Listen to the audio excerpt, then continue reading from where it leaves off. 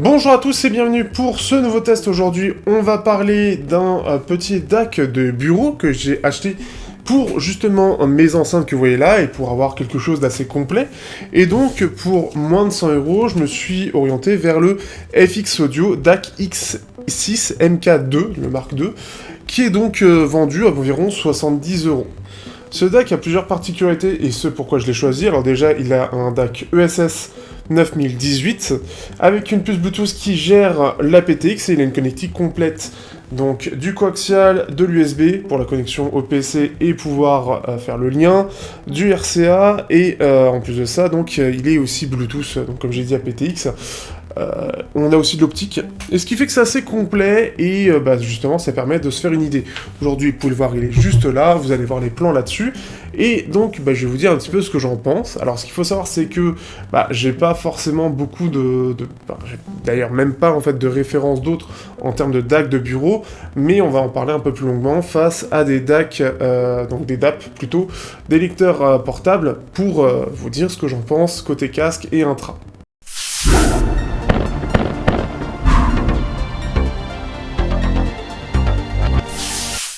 Au niveau du design, on a quelque chose qui est assez simple, mais qui est efficace. J'aurais voulu me tourner vers des amplis à lampe, mais le problème c'est qu'en général c'est moins technique, et surtout sur le bas de gamme, c'est vraiment beaucoup moins technique que des amplis qui sont aujourd'hui électroniques, électriques, tout ça. Bref, c'est mieux que le côté ampli à lampe, les amplis à tube, tout ça. Vaut mieux quelque chose de basique et efficace comme ça, c'est moins design, mais c'est beaucoup plus performant. On est ici donc sur un design qui est un peu plus en longueur que largeur, ça reste assez compact en soi. Si on compare, et vous allez voir des plans, si on compare aux iShad, c'est beaucoup plus gros. Par contre, c'est assez complet, c'est ce que je recherchais. À l'avant, vous allez avoir donc un bouton pour la gestion des modes, au centre, une sortie jack 6.35, vous prenez un adaptateur et vous allez l'utiliser pour des intras en 3.5, et à droite, le volume, avec la gestion du volume qui est fait en à peu près 100 crans, et donc aussi tout un indicateur pour savoir quel type de fichier vous utilisez, en tout cas en quel mode est l'appareil, sachant que par défaut, Windows va être plus en 44 ou en 48, et il faut aller forcer le 192 dans le parti son. Au dos, vous allez avoir tout le reste des connectiques, et ce qui est assez bien conçu du coup, puisqu'on a le jack à l'avant, ce qui est logique, et derrière on va avoir le RCA, donc ce qui est utilisé par exemple par mes Presonus. Vous avez du coaxial, de l'optique, une prise USB, ce qui va être bien, c'est que ça va permettre de le connecter donc directement au PC, et aussi une antenne Bluetooth qui gère la PTX. Donc justement, ce qui est bien, c'est que c'est complet, c'est ce que je cherchais, parce que certains ne proposaient pas l'USB, d'autres ne proposaient pas le jack, et ce qui fait que, ici on a un peu tout, et en termes de fonction, je trouve ça vraiment complet, et c'est ce que j'ai préféré prendre, là où sur d'autres il manquait forcément une fonction, donc là voilà, j'ai pris ça, je me suis dit c'est plutôt pas mal, et au moins voilà, je peux l'utiliser avec mon smartphone, je peux l'utiliser sur mon PC pour jouer, etc., donc c'est vraiment cool. D'ailleurs, justement, qu'est-ce que ça vaut en termes de fonctionnalité ? Déjà, le Bluetooth. Le Bluetooth est efficace, il se lance très facilement, et c'est vraiment très bien fait, puisqu'on a juste à se mettre dans ce mode Bluetooth, ça active le Bluetooth. Soit ça se connecte au téléphone, au dernier téléphone auquel il était connecté, soit il se met en mode recherche, tout simplement. C'est simple, c'est efficace, et réellement, là où j'avais vu avec Guillaume, un ampli qui avait besoin carrément d'être éteint pour pouvoir lancer une recherche Bluetooth et le connecter à un autre téléphone. Ici, on peut le faire quand on veut. C'est vraiment très simple et efficace, et j'en suis très content pour 70 €. Ça aurait pu être plus laborieux ou beaucoup moins fiable. Il est réellement, et je pense que c'est le fait aussi d'avoir pris une puce Qualcomm qui permet de simplifier l'intégration de tout ça. On a après le mode RCA qui est assez basique, même pour faire sortir le son. On a la partie USB on a le mode optique et coaxial, donc des entrées. On a le mode USB, c'est quelque chose que j'utilise actuellement tout le temps, puisque c'est ce qui est basiquement branché à mon PC, pour le connecter donc à mes enceintes Presonus ou un casque.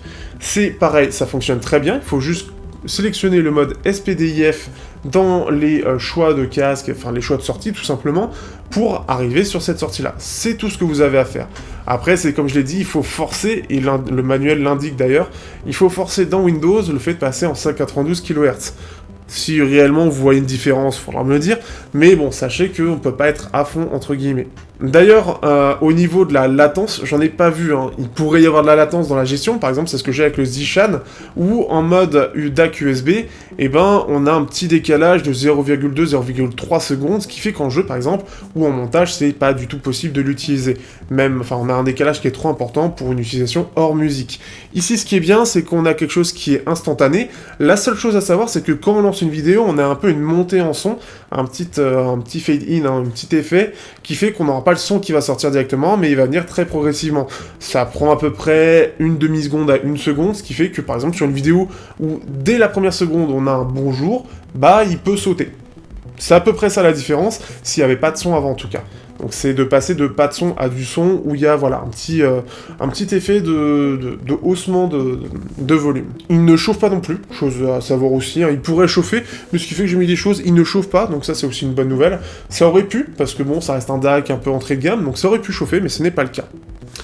Pour la partie sonore, première chose à savoir, la partie RCA n'est pas faite pour mettre des haut-parleurs passifs, mais il est fait pour être mis sur des haut-parleurs actifs. Si vous voulez mettre sur des haut-parleurs passifs, il faudra passer par l'intermédiaire d'un amplificateur donc à tube ou électronique, hein, tout simplement, mais vous pouvez pas le mettre en direct. Donc ça, c'est quelque chose auquel il faut faire attention. Donc ce qui fait qu'actuellement, il faut l'utiliser sur des enceintes qui sont actives ou directement pour le casque. Rapidement, au niveau de la puissance, ça va parler de la puissance au niveau du casque, hein, au niveau de la sortie 6.35. Vous avez, et je vais dire ça en 32 ohms, du 900 mW à 32 ohms à du 200 mW en 300 ohms. Vous avez quand même une indication en 16 ohms 940 mW. Il est dit qu'en termes d'utilisation, ça doit être fait entre 32 et 300 ohms. Mais j'ai utilisé les AudioSense T800 qui sont très sensibles, ils sont à 8 ohms et qui sont très faciles à driver. Et ça fonctionne plutôt bien, il les drive bien. Donc on n'a pas quelque chose de trop puissant comme un Zishan qui n'arrive pas à gérer en dessous de 32 ohms. Lui arrive à le gérer, donc sur des choses très très sensibles, on va pouvoir le faire.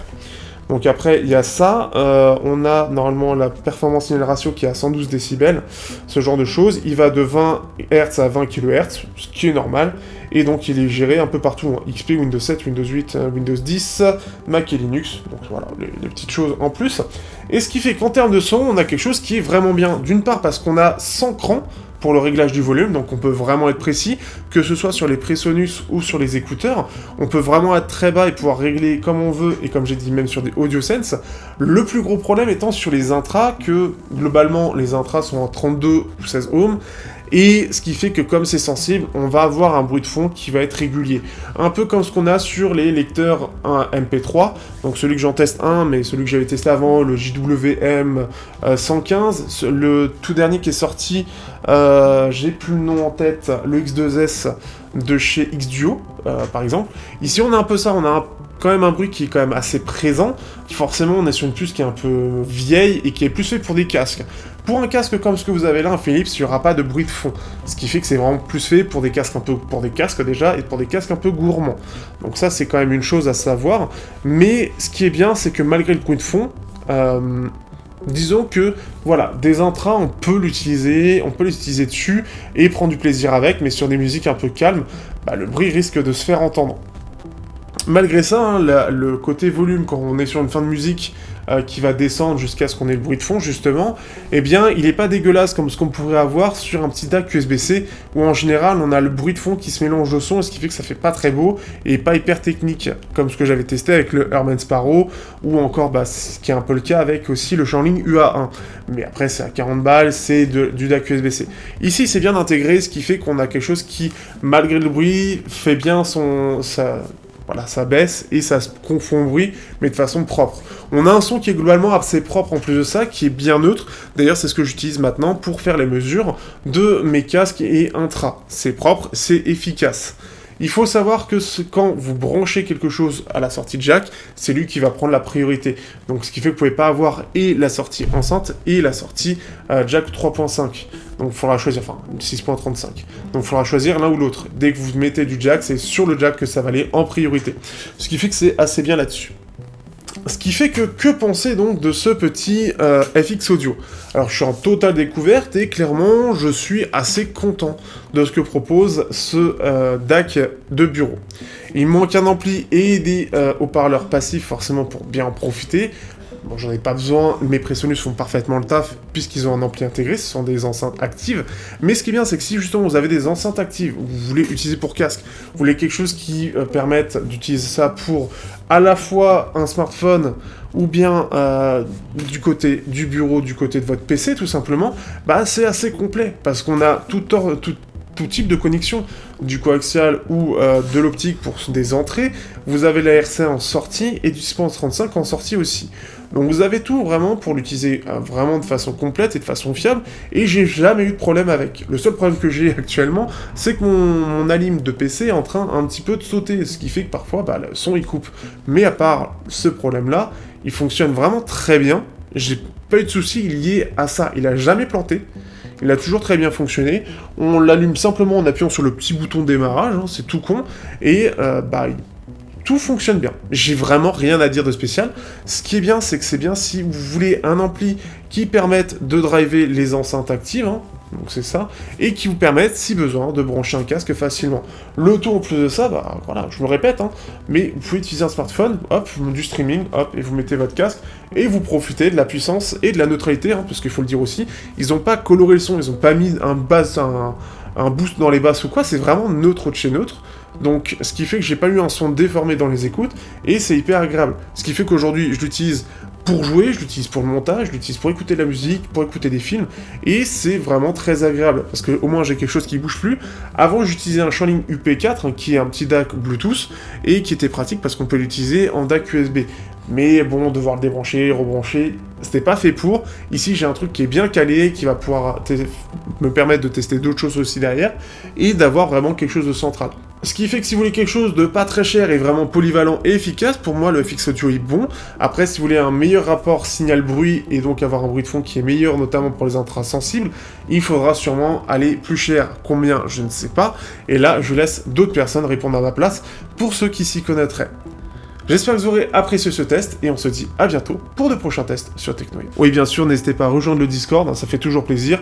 Le lien dans la description, ça permet toujours d'aider pour moi avec des petits retours de commission, et surtout, n'hésitez pas à donner votre avis par rapport à tout ça. Et s'il y a des demandes particulières, des conseils, hein, vous avez toujours les réseaux sociaux, et surtout le Discord, avec beaucoup de gens qui m'aident aujourd'hui, et beaucoup de gens qui sont très, très investis dans la partie audio. Allez, ciao à tous.